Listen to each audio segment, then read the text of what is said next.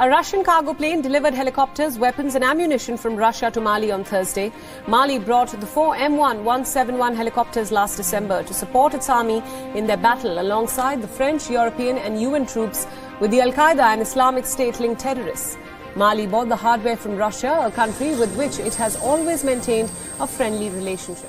Why does the world react so strongly when Africa makes independent choices? More specifically, why does the West seem to panic when African nations move closer to Russia? These are sovereign countries free to form alliances, make deals, and chart their futures. But the outrage from Washington and Brussels tells a different story. In recent years, headlines in Western media have been filled with concern over Russia's growing footprint in Africa. It's painted as a looming danger rather than what it often is. A decision made by African governments based on national interest. Politicians in the US and Europe talk about Africa's partnerships with Russia as if they're blunders. Worse, they talk about them as if Africans have no right to decide for themselves. Just this year, a Western intelligence report made waves. Satellite images confirmed the presence of Russian weapons in multiple African countries. Su-24 fighter bombers were delivered to Mali. A Russian cargo vessel offloaded military vehicles in Guinea. The West isn't just paying attention, they're actively monitoring every shipment, every handshake, every movement. But the bigger question remains, why are African nations so willing to welcome Russia? Maybe it's about something deeper. Respect, perhaps. A sense of partnership that isn't laced with conditions or veiled threats. Unlike the old colonial powers, balance. Europe has long been one of Africa's main trading partners. The Cotonou Agreement, signed in 2002, was supposed to build economic cooperation between the European Union and 79 African Caribbean pushback. The EU responded not with flexibility but with pressure. Sign the deal, they said, or lose your aid.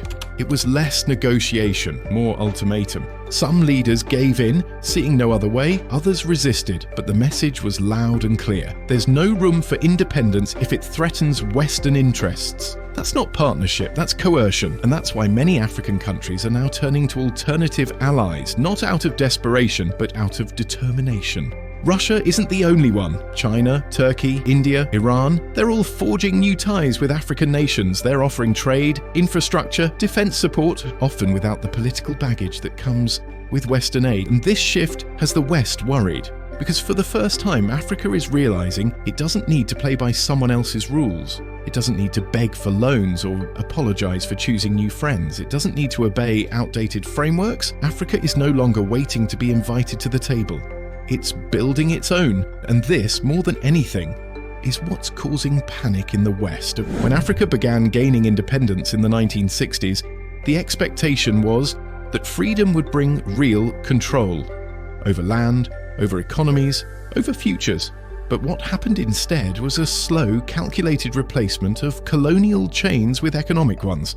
And nowhere was this more visible than in the trade deals signed between African nations and Europe. Take the European Partnership Agreements, or EPAs. Framed as opportunities for growth, these agreements were anything but equal. On paper, they offered African countries access to European markets, duty-free. But the fine print told a different story. In exchange, African countries had to lower tariffs on goods coming in from Europe. That meant opening local markets to foreign products, most of them mass-produced, high-quality, and heavily subsidized. Local manufacturers stood no chance. Their small factories, still recovering from decades of underdevelopment, couldn't compete on price or scale. Hospitals, schools, and clean water. So, when the EU demanded tariff reductions, it wasn't just asking for a policy change. It was asking governments to cripple their own budgets. And when African leaders raised concerns, they were met with silence or threats. In one shocking moment, the EU told several African countries that if they didn't sign the agreement fast, Europe would cut off aid. That same aid that funds salaries, clinics, and grain deliveries in vulnerable regions. It wasn't a suggestion. It was an ultimatum. Sign or suffer. And for many leaders, already strapped for resources and facing internal pressure, there was no real choice. They signed. Not out of trust, not out of belief, but because they had to. And the consequences were swift. Local industries across the continent collapsed under the pressure of imported competition. With factories gone, unemployment soared. With tariff revenue gone, government services weakened. The nations that were promised development instead found themselves slipping deeper into dependence. And then came the next trap, the one Africa knows all too well. The more the continent lost in revenue, the more it needed aid. And look at Libya. Before NATO intervention in 2011, Gaddafi was pushing for an independent African currency backed by gold. He wanted Africa to stop using the US dollar and euro in trade. Western media called him a madman. Months later, he was dead. Look at Zimbabwe. When Robert Mugabe launched a land reform policy to return farmland to black Zimbabweans, the EU and UK imposed crippling sanctions. Zimbabwe was locked out of international finance, branded a pariah. Look at Eritrea. President Isaias Afwerki refused Western military bases and rejected loans from the International Monetary Fund. In return, the country faced years of isolation and aggressive media smear campaigns. And now, the same pattern is repeating itself in countries like Mali, Niger, and Burkina Faso. These nations have pushed out French troops, restructured foreign aid, and opened their doors to Russia and other non-Western allies. For this, they are being targeted, economically, diplomatically, and in the press. But here's the shift. This time, Africa isn't backing down, and a large part of that confidence comes from the rise of alternative partners. Russia, for instance, is building ties across the Sahel, not just in words, but in real investments. A few weeks ago, a Russian cargo vessel docked in Guinea, unloading military vehicles. Fighter jets arrived in Mali. Joint training programs began across the AES bloc, Burkina Faso, Mali, and Niger. At a major meeting in Moscow, Russian Foreign Minister Sergei Lavrov stood beside his African counterparts and promised full support: weapons, training, infrastructure development, and help with regional security. But even more than the military side, Lavrov's message was about presence. Russia isn't just arming allies, it's helping them stand tall on the world stage. He offered invitations for African countries to participate in international forums, trade summits, and security conferences. This isn't charity, it's strategy. It's a shift from dependence to mutual cooperation. And it's working. At the same Moscow meeting, Mali's foreign minister declared the beginning of a new era, one of respect, shared development, and sovereign control. A joint statement from the Sahel nations confirmed plans to acquire advanced military equipment with Russia's support and train a regional defense force that would no longer rely on foreign boots on the ground. In other words, the West's monopoly on influence is breaking. And it's not just Russia in the picture. China is already Africa's largest trading partner. Turkey is rapidly expanding its investment footprint. India is building satellite programs and healthcare infrastructure across East Africa. All of these countries, despite their own ambitions, are not dictating terms the way the West has for decades. And for African leaders, that difference matters. It's not just about who offers the best deal. It's about who treats you like an equal. For too long, Africa has been treated as a junior partner, a problem to solve, a client to manage. But now, the continent is demanding something else: respect, and the world is watching. The shift happening in Africa isn't subtle. It's loud, it's clear, and it's long overdue. For years, African nations were told they couldn't survive without Western aid, Western approval, or Western rules. But that myth is collapsing. Slowly at first, then all at once.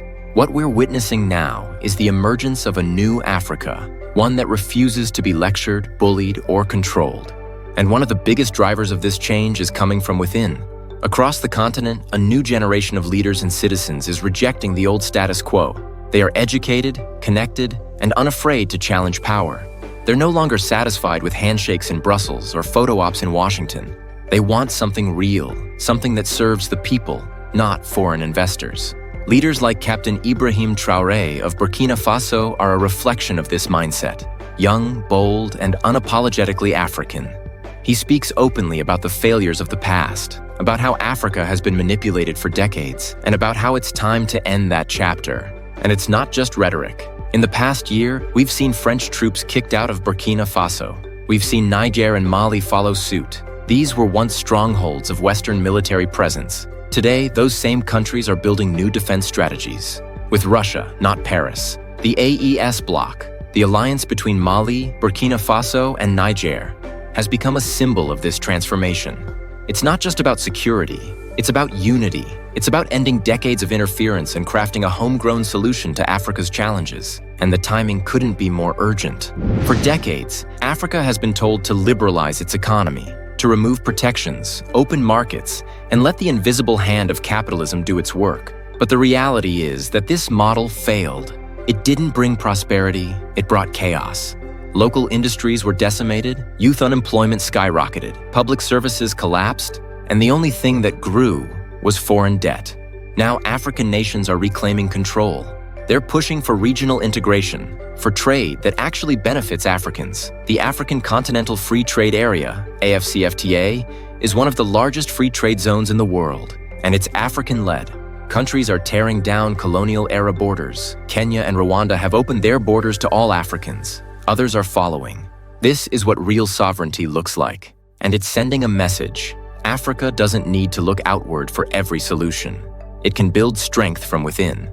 At the same time, countries like Russia, China, India, and Turkey are stepping in, not with colonial flags, but with offers of partnership. They're providing infrastructure, energy deals, weapons, technology, and market access, without the usual lectures on good governance or democratic values that always seem to come with Western aid. Critics in the West call this neocolonialism in disguise. But ask the leaders in Mali, Burkina Faso, Zimbabwe, Eritrea, or Ethiopia, and you'll hear something different.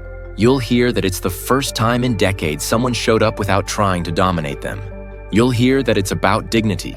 This isn't to say that Russia or China or India are saints. They all have interests. They all play the game.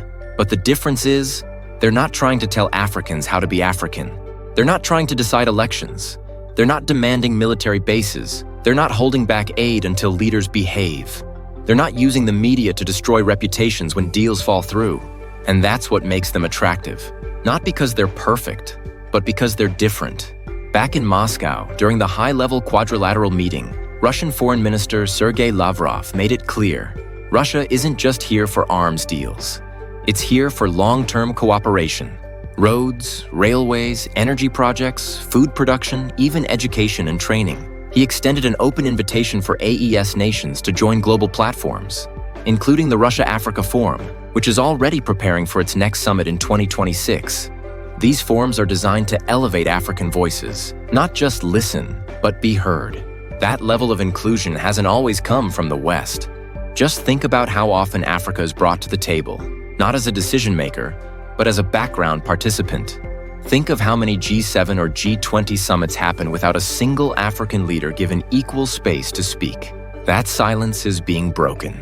At the end of that Moscow summit, Mali's Foreign Minister Abdoulaye Diop said it clearly. We're not looking to pick a side in someone else's war. We're looking for respect, security, and sovereignty. And Russia, at least for now, is offering exactly that. The AES bloc is now moving ahead with advanced military training, defense cooperation, and plans to collectively manage their own regional security, with no Western oversight. This isn't just military, it's strategic independence. What this all adds up to is something much bigger than one summit or one arms deal. It's a continental shift, a spiritual, political, and economic awakening. Africa is no longer asking for a seat at the table. It's building its own table and deciding who gets to sit there. The West has a choice to make. It can continue the old approach of pressure, sanctions, and control. Or it can finally listen, finally offer genuine partnership, finally accept that Africa is no longer a pawn, but a player, a power in its own right, a continent with 1.4 billion people who are ready to define their own future. Because whether the West likes it or not, Africa is moving forward. The era of dependency is ending. The age of self-determination has begun. What are your thoughts? We want to hear from you. Drop your opinions in the comment section below. Like this video if you support Africa's right to choose its own destiny. And don't forget to subscribe to our channel to stay updated on the stories that truly matter to Africa and the world. Thank you for watching. Until next time, stay informed and stay empowered.